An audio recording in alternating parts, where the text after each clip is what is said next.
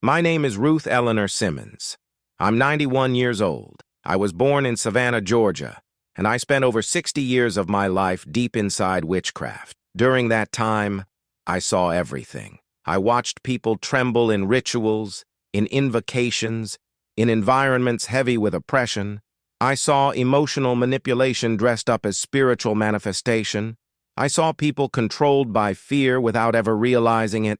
But I also saw something that disturbed me in a completely different way. I saw ordinary people, simple, quiet, nobody special by the world's standards, praying sincerely, far from any show, far from any pressure, and beginning to tremble without understanding what was happening to them. No one suggesting it, no loud music, no emotionally charged atmosphere, just them and God, and their bodies reacting in ways they couldn't explain. And I need to tell you something that almost nobody says out loud with clarity. Not every trembling during prayer is weakness, fear, or uncontrolled emotion. In some cases, it is preparation. Today, I'm going to explain why your body trembles during prayer, and what that may have to do with calling, anointing, and service. If you've ever trembled during prayer, you know exactly what I'm talking about. Your hands begin to feel heavy, a different kind of pulse, a warmth rising through your arms, sometimes a weakness in your leg, as if the weight of the moment is more than your body can hold normally. And alongside all of that comes the question, almost always in a voice of doubt, what is happening to me? Many people think it's nervousness. Others think they're getting sick. Some believe it's their imagination, that they're overreacting, that they're being carried away by too much emotion. And then there are those who panic and stop praying at the exact moment they should be paying the most attention. That's what fear does. It pulls you out of the most important moment. And the problem is that nobody explains it properly. Most people are left alone with the confusion, not knowing whether to continue, whether to resist, whether to be afraid, or whether to surrender. I spent decades observing spiritual manifestations, and I learned, the hardest way possible, the difference between what comes from darkness and what comes from the light. When I was on the other side, I learned to recognize spiritual manipulation. I learned how fear produces physical reactions.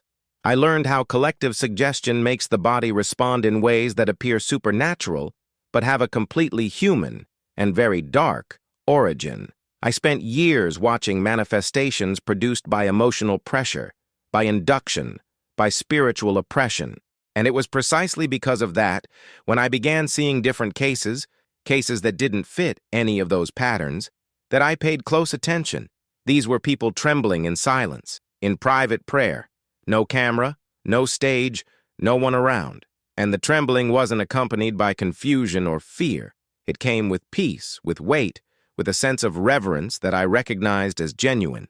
That frightened me in a different way, because it didn't come from darkness. And it was after my own conversion that I began to understand what was behind it. If what I'm sharing is speaking to something inside you, something you've felt but never had words for, please subscribe to this channel.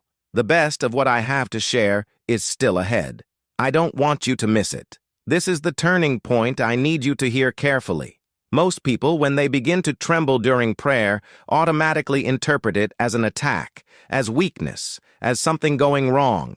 And then comes the panic, the interruption, the retreat. But there is an enormous difference between spiritual confusion and spiritual commissioning. The trembling that comes from oppression produces disorganization. It produces fear. It produces the urge to flee, to stop, to not continue. It destroys focus and dissolves the prayer. The trembling that comes from God produces the opposite. It deepens the prayer. It increases your awareness that you are standing before something real. It doesn't push you out of the spiritual moment. It anchors you in it. In some moments, your hands tremble not because you are losing control, but because God is beginning to touch exactly the area He wants to use. That is not weakness. That is preparation. Let me use a simple image to help you understand. Before using a piece of equipment, you charge it. Before sending someone on a mission, you equip them. Before demanding fruit, you plant, water, and nurture. God works this way. Before sending, He strengthens. Before demanding, He supplies. Before using, He touches. And when he wants to touch someone's hands for service, hands that will pray over the sick, hands that will lay on in intercession, hands that will support the weary, hands that will comfort, hands that will serve, hands that will minister healing or freedom. Sometimes the body feels that process in a physical way. It is like a spiritual battery being charged before use. It's not a spectacle. It's not meant to be displayed. It is an internal, deep process, one that happens between you and God before anything ever reaches the public. And here is the sentence I need you to carry with you. Your hands may be trembling because God doesn't only want to touch you. He wants to touch others through you. That changes everything about how you interpret what is happening. But here I must be honest because credibility requires balance. Not every trembling is spiritual. The body also reacts to extreme exhaustion, to low blood sugar, to intense emotion, to anxiety. That is real and needs to be considered. So how do you discern? How do you know whether what you're feeling is genuine preparation or simply a physical and emotional reaction? There are 3 signs I learned to observe. First, the trembling appears in a context of sincere prayer, not in an emotionally pressured environment. When the experience happens far from a show, far from a crowd in a state of euphoria, far from any collective suggestion, when it happens in your room in the middle of the night, in the silence, the weight of it is entirely different. Second, the trembling produces reverence, not vanity. The person who goes through this doesn't feel the urge to appear, to show off, to stand out. They feel weight. They feel awe. They feel a surrender that goes beyond the emotional. There is no exhibitionism. There is responsibility. Third, after the trembling, a desire to serve is born, not a desire to be seen, a desire to pray for others. More intercession, more compassion, more impulse to go toward those who need it. When the experience is genuine, it doesn't produce showmanship. It produces spiritual responsibility. These 3 signs together are a reliable compass.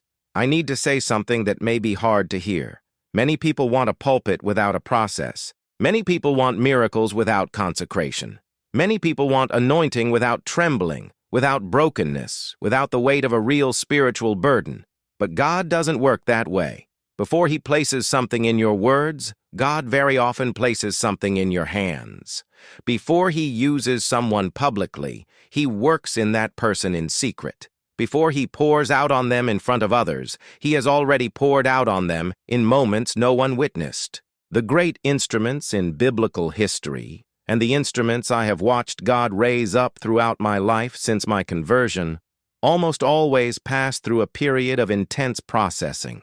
Encounters that nobody filmed. Moments in the secret place where the body reacted, where the spirit was touched, where a burden was deposited before any mission ever began. If you feel called to serve, to pray over the sick, to intercede, to minister freedom, to lead, pay attention to what is happening in you in secret, because the God who will use you publicly is already working in you privately. And perhaps that is why you cannot explain what you feel. It is not only physical, it is not only emotional, it is not only accumulated exhaustion or heightened sensitivity. There are moments when the body reacts because heaven is touching a limited human structure. There are moments when your hands tremble because they are being trained to carry something greater than themselves. You are temporal. What God carries is eternal. And when the eternal collides with the temporal to send you on a mission, your physical structure feels the impact of that. This is not exaggeration.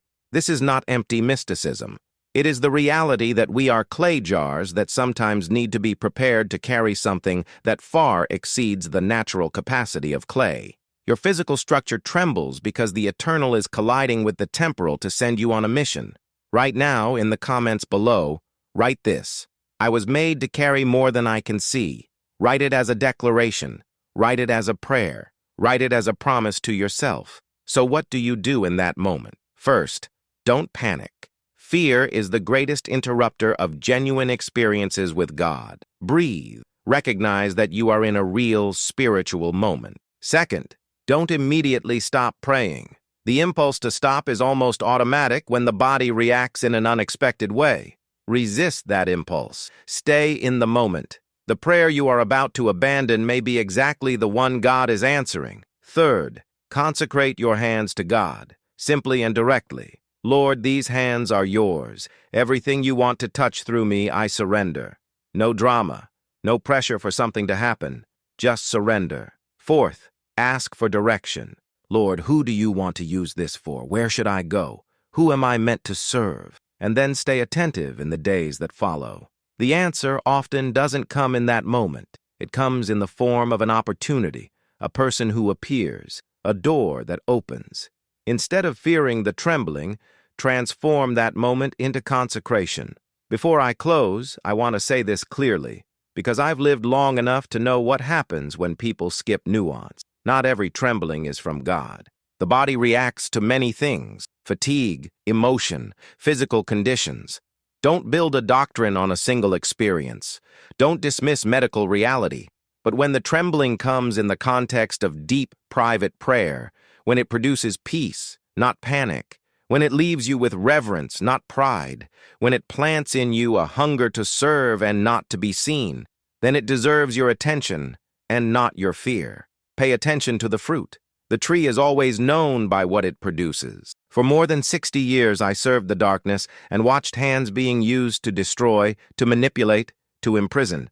Today, at 91 years old, with whatever life I have left in Savannah, the same city where I was born and where I once practiced things I am not proud of, I know one thing with certainty: God also touches hands. But the hands he touches to heal, to lift, to restore, to comfort, to send. So if your body trembles during prayer, don't dismiss it too quickly.